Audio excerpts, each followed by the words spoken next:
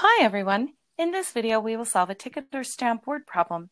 Hilda has $2,500 worth of $50 and $15 stock shares. The number of $15 shares is 7 more than twice the number of $50 shares. How many of each does she have?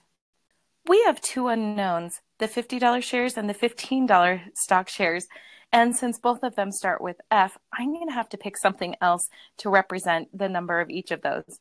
So I'm going to go ahead and pick A for the $50 stock shares and B for the $15 stock shares.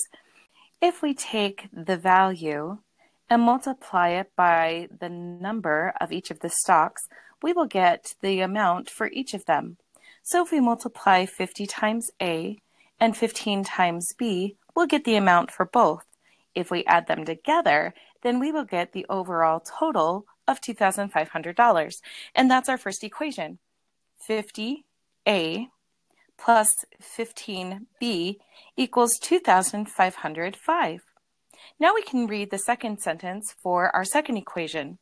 The numbers of $15 shares, which we chose to be B to represent, is, which translates to equals, 7 more than, which reverses the order, so we add 7, twice the number of $50 shares, which we chose the variable A to represent, and so a twice A would be 2 times A. So our second equation is B equals 2A plus 7. Now that we have our two equations, we can substitute 2A plus 7 for every variable B in the first equation. The benefit of this is that we end up with one variable and we can isolate for it. So we have 50A plus 15, and we substitute 2A plus 7 in for B equals 2,505. Using the distributive property, we end up with 50A plus 15 times 2 is 30A, and 15 times 7 is 105, equals 2,505. Now we can combine like terms and get 80A plus 105 equals 2,505. Now to isolate the variable, we'll subtract 105 from both sides,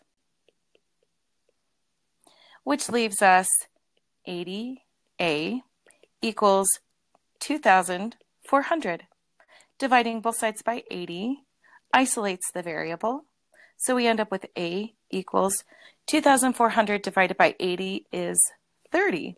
So this is the number of $50 shares. And we can substitute this back into our second equation. We could do the first, but it's more messy, and the second's already solved for B. So we'll have B equals 2 times 30, which we just found, plus 7. 2 times 30 is 60, plus 7 is 67. So we have 67 stocks that are the B stocks, which is $15.